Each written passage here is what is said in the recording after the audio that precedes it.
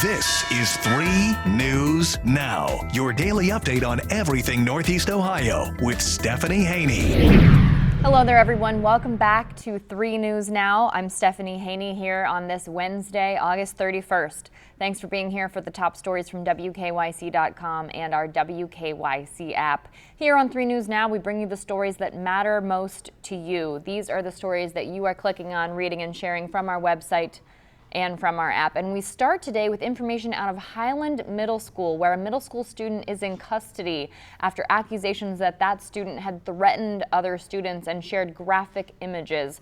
What we know is that a Highland Middle School student was arrested on Tuesday. This is after allegedly sharing what has been called graphic and inappropriate image with classmates. This was at a football game on Friday. Now, we don't know the specifics of the image that was shown, but we do know that Highland's DARE officer, Deputy Nicole Embury, and the Medina County Sheriff's Office had launched an investigation. So after the initial investigation, it was determined that the student was making comments to other students on social media and also through a Google Classroom account, and then threatening people who reported the actions to the school and to law enforcement. That's according to Highland Local School District Superintendent Catherine Ackerman. This was in a letter sent to parents. Now, if you'd like to read that full letter to the parents, it is on WKYC.com. And anyone who has additional information about this incident is asked to contact Highland Middle School Principal Rob Henry or the Medina County Sheriff's Office. Now, if you live in the city of Akron, soon you'll be getting an enhanced water meter if you are a water customer there. So what we know is there's a new program coming to Akron that will modernize the entire customer service experience for water utility customers. That's what we're hearing from Akron Mayor Dan Horrigan's office. And what this means is that every single customer will get a new water meter. So with these new water meters, people will be able to remotely transmit water consumption information. So customers will be able to monitor and manage their water usage and the utility bill. And it'll be a new set of what they are calling easy to use customer tools with an upgraded web portal. So this installation of these new water meters will begin in September. That's tomorrow. Today's the last day of August, if you can believe it. City officials say that they expect every single water meter to be upgraded within 20 months. Now, the mayor's office says that when installations begin in the area, City of Akron water customers will get notices from Utility Metering Solution, or UMS. That's the company that they've partnered with in order to carry out this upgrade. And that'll be by mail, and that'll be their point to schedule the free enhanced water meter replacement. And there will be instructions for scheduling an upgrade appointment that'll be included in that notice. So it should be very clear upon that time what people are supposed to do. Now, yesterday, we talked about how the Cleveland Browns had to cut their regular season roster to 53. That does not mean that those 53 people are the people who will be on the team when the Cleveland Browns take on the Carolina Panthers in Charlotte very soon, in just under 2 weeks. It's coming up very fast on Sunday, September 11th. But they are required to make those trims, and every NFL team is required to make those trims to 53 by yesterday. So that means that there are some people available that previously were not available. And the Cleveland Browns are expected to be kind of active on the waiver wire as we look toward the regular season. So right now, we have an article up from our 3 News sports analyst, Ben Axelrod, and it looks at 5 potential targets for the Cleveland Browns.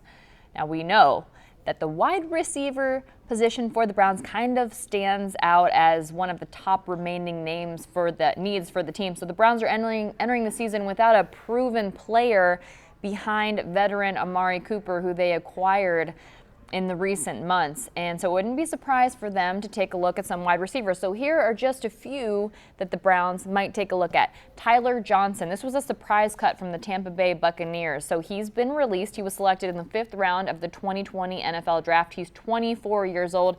He was buried on a pretty deep Tampa Bay depth chart. Lots of talent at wide receiver in Tampa Bay, but has shown flashes of being a capable NFL receiver, and is coming off a preseason where he had 11 catches for 133 yards in 3 games. Not too shabby, possible contender there. Another possibility, Preston Williams. Not the type of athleticism that the Browns front office is typically going for, but he did show signs of being a productive receiver during his first 3 seasons with the Miami Dolphins. Plus, He's 6'5" and 220 pounds, so that would be a dynamic to the receiving corps that the Browns currently do not have. One more possibility, Lynn Bowden Jr., a wide receiver with athleticism and plenty of it. He's a Youngstown native, so he's a Northeast Ohio guy. He can play multiple positions, including wide receiver, running back, slot receiver, and kick returner. So he'd be sort of a jack of all trades, a gadget player. He could certainly be intriguing for Cleveland, especially after Jakeem Grant Sr. suffered a season-ending injury in training camp. So at this point, it's a question of whether the Browns would want to stick with Demetric Felton in that role or take a chance on this 2020 third-round pick who is from Northeast Ohio. So if you want to read more about the other possible targets for the Browns as we look toward the beginning of the 2022 NFL season, you can find that on WKYC.com.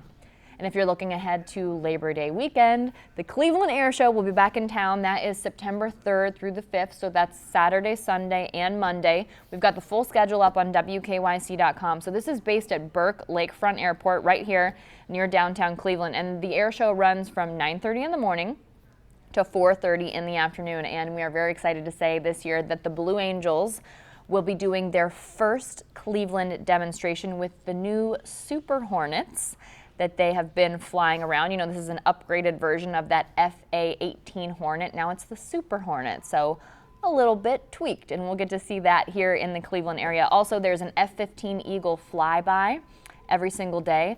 And this Friday, I'll be talking with one of the performer pilots, Melissa Burns. I'll be live with her at the hangar. She'll be showing me her plane, and we'll be talking about what people can expect this weekend, so make sure you catch that. That'll be on What's New in our 5 o'clock hour this Friday. Now, if you need a new license plate and you are a friend of our furry friends, you can get a new Ohio license plate that benefits the dogs, that benefits the animals here in Northeast Ohio. And the dog that is featured on that new license plate, his name is Jack, and he is a pit bull, and he was a stray taken in by the City Dogs Cleveland group. Cartoonist Jenny Campbell was asked by the Ohio Pet Fund last year to design a new pet-friendly plate, and the special request was that they wanted to do a pit bull. And this is part of a campaign. This is something that City Dogs Cleveland feels very strongly about it, because when the group first came into existence, they had a ton of pit bulls because the stigma around pit bulls can be very negative. But if you've ever spent time with a pit bull that has not been trained to be aggressive, if you've spent time with a pit bull, you know that they are incredibly, incredibly sweet. My little Oscar Wilde is part pit bull, and his cousin Althea is full pit bull, and they are just the sweetest little buddies that you could ever imagine. So Jack from City Dogs is the model for the pet-friendly plate here in Ohio. It's called the Jack Plate, and you can get it at the Ohio BMV website, and proceeds from it go to spay and neutering costs for stray animals, just like Jack once was. And if you're a lottery player, before we let you go here, we'll let you know about the latest winners for the Mega Millions. No one won the $153 million jackpot on Tuesday, but there were lots of smaller prizes won across Ohio. There were more than 15,000, closer to 16,000 smaller prizes actually throughout the entire state. The most that anyone won was $1,500, and 5 different winners won that amount. There were a bunch of people who won $2, just to give you an idea of the range. About 7,400 people won $2. And there have been some very big recent winners. On August 23rd, there was a $1 million winning ticket sold in Findlay. And on July 26th, there was a $3 million winning ticket sold in St. Clairsville and a $1 million winning ticket sold in Berea. Lots of people happy there. Now, you know, I am playing the Powerball lottery. I've been doing it since January. It's my 12-month experiment to see if it pays to play. So I'll have my ticket for the Powerball lottery. That's tonight, and the jackpot is currently at $134 million. One more thing to let you know before we go today. I have very exciting news to share. Starting September 12th, I will be anchoring the live portion of a brand new show. It is called NBC News Daily, and it will be on from 1 p.m. to 2 p.m. You'll be able to watch it right here on 3. You'll also be able to watch it on NBC News Now, the NBC News streaming platform, and on Peacock. What's very exciting about the show is it's the first of its kind because it will be live on TV and live on those streaming services at the same time, and also it will combine the national news with local news for people who like to follow both. So very excited about this, and I will be joined by the fabulous 3 News Chief Meteorologist Betsy Kling. She'll be bringing you our local weather throughout the show. It's going to be a very good time. So those national anchors are Kate Snow, Aaron Gilchrist, Vicki Wynn, and Morgan Radford, and that launches on September 12th. Now, I do have to tell you, I will be joining the show on September 13th because I will be in Charlotte, hopefully watching the Cleveland Browns beat Baker Mayfield and the Carolina Panthers on the 11th and coming home on the 12th. But the show launches on the 12th, so please join us.